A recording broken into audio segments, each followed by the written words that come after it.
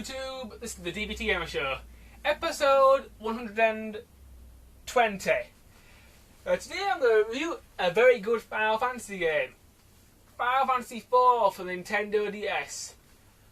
This game was also released on the Game Boy Advance quite a few years back, but the DS version is probably the best version I've ever played of the actual game itself.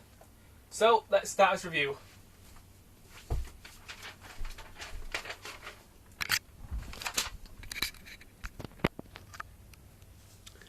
Okay, let's find out my DS, and let's start this review. Now, Final Fantasy IV has quite a complex storyline as far as I'm concerned, and it would take me quite a long while to explain it. The story itself, it involves this guy called Cecil, and at the start of the game, he's a Dark Knight, and he commands this group of ships called the... I can't remember what they're called, but it's something to do with red, I think. And he's told to go to this village to get this crystal or something. And the entire village gets destroyed, and the king didn't tell him that it was meant to destroy the village, because the king gave him this ring, and the ring blew up the entire village in flames. He goes back to the king and tells him what happened, and basically Cecil just gets pissed off and he just doesn't want to do it anymore because he thinks it's wrong. He stands up to the king, and because this, the king strips him of his rank as the leader of this fleet of airships, and he gets banished, basically. Later in the game, Cecil does... his job changes to being a paladin, where he starts being a lot more of a righteous and more of a caring person and more of a hero.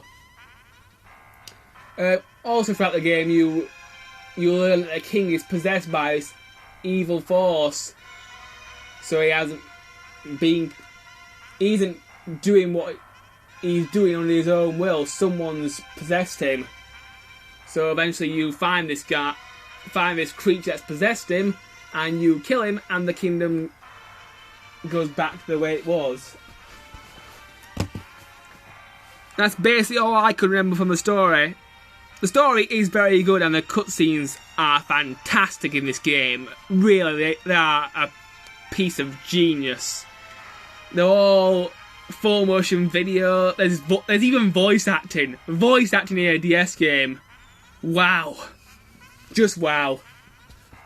The graphics of the game, they're awesome. They're really, really good. The controls for the game, they're really good. A talks to people, B cancels stuff, X brings up your start menu, Y changes your on-screen character, and the controls are just really, really good. The music for the game is also really good. It's got a great musical. The music is just great. The gameplay for the game, it's an RPG like practically every other Final Fantasy game, and the gameplay is just awesome. It's really entertaining. The story for the game is really good. Now let's talk about good stuff. The good stuff about the game, the story is good, the cutscenes are fantastic, the gameplay is good, the characters are also really good. They all have lots of characters, and quite a lot of them are really interesting. So let me just tell you about them. The first character you meet is Cecil. Cecil, at the start of the game, he starts as a Dark Knight, and he's a really dark sort of character. But throughout the game, he becomes a paladin, and he becomes a hero, and he turns into a lot nicer guy. You got Kane and the Dragoon. Now, Kane and the Dragoon, he is a very different character. At certain points in the game, he's a good guy. But at other points in the game, he's a bad guy. Because he's also possessed by this evil force that the king was possessed by. And Kanan, sometime in the game, he's a bad guy.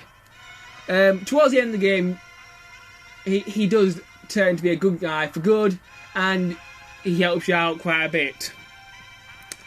The next character is called Rose, the White Mage. Now, Rose is Cecil's childhood best friend. I think they're kind of like girlfriend and boyfriend as well. There's definitely some sort of relationship between them. She's the White Mage, and she can cast white magic and stuff. And the next character you meet is Rydia. She's a small girl who you find in the village that you ordered to burn down and collect the crystal from. She's a summoner.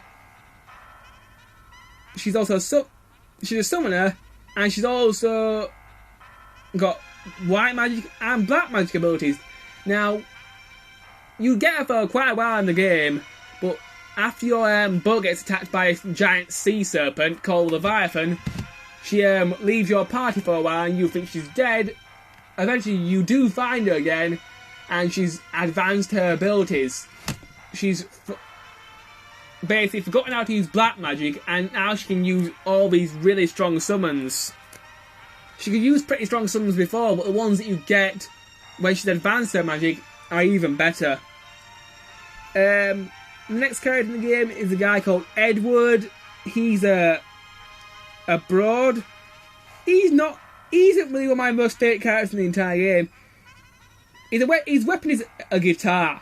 A guitar. How can you kill someone with a guitar? He's a very cowardly sort of character. One of his abilities is to hide behind the other characters to avoid their attacks. He can play songs on his guitar to give your characters special abilities, but I wasn't so sure that I liked him very much. He seemed like a bit of a pussy. Some of the characters in the game do die, but you do get new ones throughout the game. The next character you get is called Edge, and he's a ninja, and he's really, really cool. He has a steal ability, so he can steal items from the enemy. He has a throwing ability, so he can throw weapons at the enemies to do loads of damage. He has ninjutsu abilities, which is a special kind of magic that only ninjas can use. He's a really good character. The next character here is called Yang, the monk. Yang is an awesome character. He's got Fist of Fury. He has several abilities. He's got the focus ability, which increases his attack power for the next turn. He has the brace ability, which gives him a really strong block, so he can block attacks. And he's also got the kick ability, which lets him attack all the enemies at once in one turn. And the next two characters are Palom and Prom, I think. The name's a bit difficult to pronounce, but these two little kids have... Palom is a black mage and Prom is a white mage. And they have this awesome ability here called Twin Cast, which links their powers together, where you can do insane spells like Meteor and that sort of stuff. So that they don't look very powerful, but they really are. And they're also quite funny. That's all the characters in the game that I can remember, that I know about. So let's talk about some more stuff now. The characters aren't really good. But I'm very sorry, YouTube, I've run out of time. So please join me in part 2 of my Final Fantasy IV review, while I'll continue reviewing this game. Until then, bye.